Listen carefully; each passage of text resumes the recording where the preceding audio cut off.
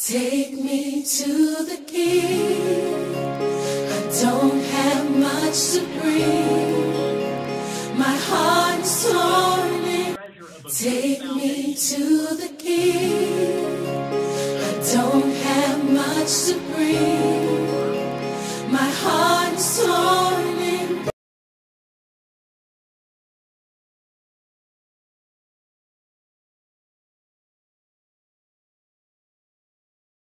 Their relationship with God.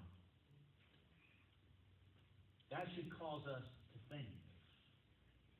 So Jesus goes on after telling that parable about the rich man, who after he'd gotten all that stuff and thought, I'm just going to store it all up, God said, your life is going to be required of you tonight.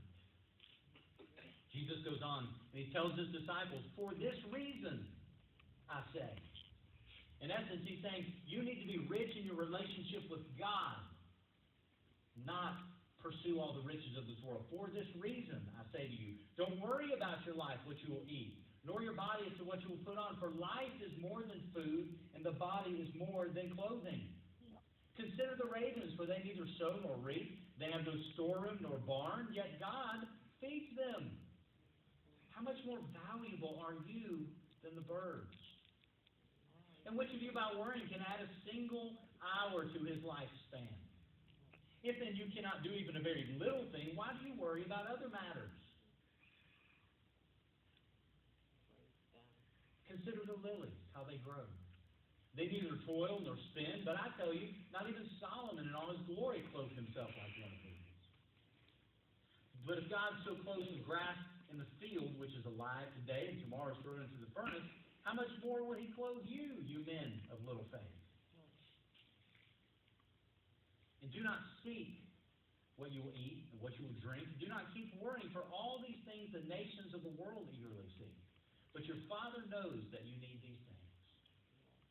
But seek his kingdom, and these things will be added to you. Do not be afraid, little flock, for your Father has chosen gladly to give you the kingdom.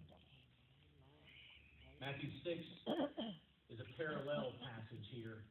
And he says in Matthew 6, he says, seek first his kingdom and his righteousness, and all these things will be added to you. See, God has guidelines and principles for us to follow. He's got warnings when it comes down to money. There's a lot of other things God has to say about money, and Jesus has to say about money, and the apostles have to say about money. But one of the crucial things that we see is a warning about money. And if we have that proper understanding that it doesn't need to be the sole focus of our life, then it'll help us when it comes down to the guidelines of how we should use money and live in the world where money drives so many things. That's important for us to pay attention to. In 1 John 2, the scripture tells us this. Do not love the world, nor the things in the world. If anyone loves the world, the love of the Father is not in him. For all that is in the world, the lust of the flesh, the lust of the eyes, and the boastful pride of life, is not from the Father. It's from the world. The world is passing away, and also its lusts. But the one who does the will of the Father lives forever. So in essence, Scripture tells us there's life in pursuing the principles that God gives us. There's freedom to be found in that.